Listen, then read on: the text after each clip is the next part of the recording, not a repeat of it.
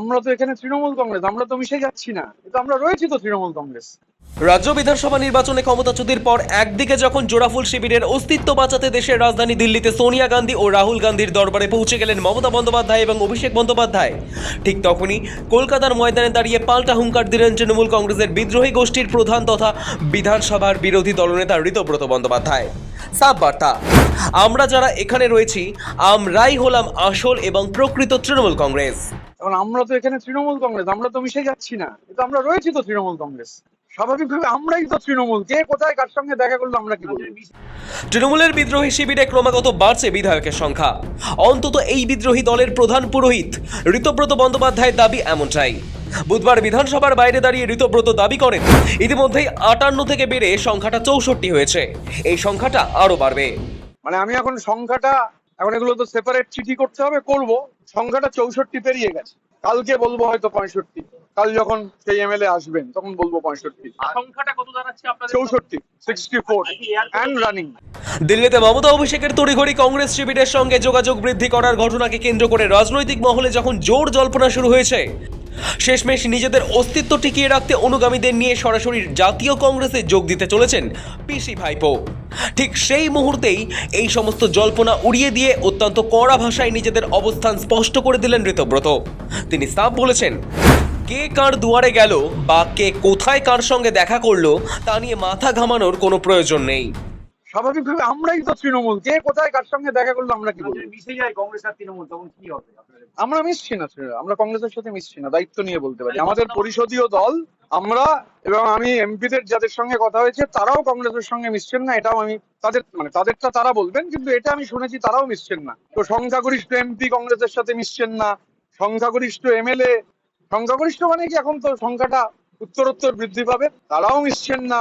এরপরে হচ্ছে জেলা পরিষদও তো বহু জায়গায় তারা যারা আছেন অনেকের সাথে কথা হলো, কেউ মিশছেন না, মিউনিসিপ্যালিটি কেউ মিশবে না। তাহলে কংগ্রেসের সাথে মেশার প্রশ্নটা উঠছে কোথায়, কে ইন্ডিভিজুয়ালি কি করেছেন সে নিয়ে কি বলবো। কিন্তু রাজনীতির অলিন্দে যদি সত্যি সত্যি আগামী দিনের প্রতীক চিহ্ন ও দলের হ্রাস নিয়ে সংঘাত চরম আকার ধারণ করে, তবে কি জোড়াফুল প্রতীক নিজেদের দখলে রাখতে নির্বাচন কমিশন বা আদালতের দরবারে আলাদা আইনি লড়াইয়ে নামবেন ঋতব্রতরা?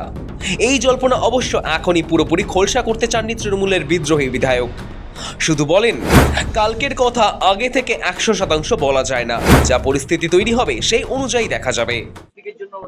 সেগুলো কাল কি হবে কালকে বলবো, আপাতত আজকে যা আছে এইটুকু বলতে পারি। আজকেরটা বললাম, এই যে আমি তো জানি কালকে আসবেন, কিন্তু সেটা যেহেতু কাল হবে, ধরুন তো আমারও তো, আপনাদেরও সমস্যা হতে পারে, আমারও সমস্যা হতে পারে, কালকের কথা কেউ বলতে পারে না। এখন ওই যে আমি বলি, এখন 3:10 বাজে, 4:10 কি হবে কারুর জানা নেই। সুতরাং কাল যা হবে কাল দেখা যাবে, তখন কাল বলবো কাল কি করবো।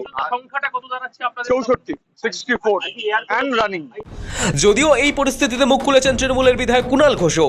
ঋতব্রতকে পাল্টা খোঁচা দিয়ে বেলেঘাটা তৃণমূল বিধায়ক বলেছেন, যারা একটু বিজেপি ঘেঁষা তারা তো বলতে পারবে না, তারা তো বিজেপি পন্থী। যারা একটু বিজেপি ঘেঁষা হয়ে চলছে তারা কংগ্রেস, তার সঙ্গে জোট বা কংগ্রেসের ইন্ডিয়া ব্লক, তারা তো বলতে পারবেন না। কারণ আমাদের এখানে বিধানসভায় এবং কিছুটা লোকসভায় কয়েকজনের যে আচরণ, তারা তো বিজেপি পন্থী হয়ে গিয়েছেন। তো সুতরাং তারা কিভাবে চলবেন তাদের ব্যাপার। কিন্তু মমতা বন্দ্যোপাধ্যায়ের দলের প্রতীকে, মমতা বন্দ্যোপাধ্যায়ের নেতৃত্বে ভোট করে, মমতা বন্দ্যোপাধ্যায়ের দলের প্রার্থী হিসেবে ভোট করে যারা মমতা বন্দ্যোপাধ্যায়ের লাইনের বাইরে কথা বলেন, সেখানে কৃতজ্ঞতা বোধ নিয়ে একটা প্রশ্ন হয়। তৃণমূলের পরিষদীয় দলের পাশাপাশি সংসদীয় দলেও ভাঙন ধরেছে। লোকসভায় কাকলি ঘোষ দস্তিদারের নেতৃত্বে 20 জন তৃণমূল সাংসদ এনডিএ শিবিরে যোগ দিতে চেয়ে লোকসভা স্পিকারকে চিঠি লিখেছেন। অন্যদিকে রাজ্যসভাতেও 2 তৃণমূল সাংসদ সুখেন্দু শেখর রায় এবং সুস্মিতা দেব ইস্তফা দিয়েছেন। এই পরিস্থিতিতে সাঁড়াশি চাপে মমতা বন্দ্যোপাধ্যায় ও অভিষেক বন্দ্যোপাধ্যায়।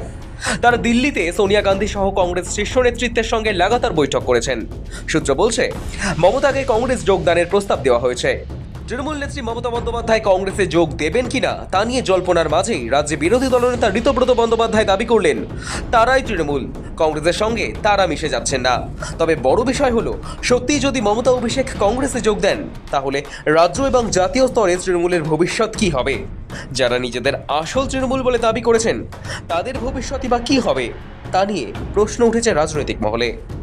সৌভিক সান্যালের রিপোর্ট, সময় কলকাতা।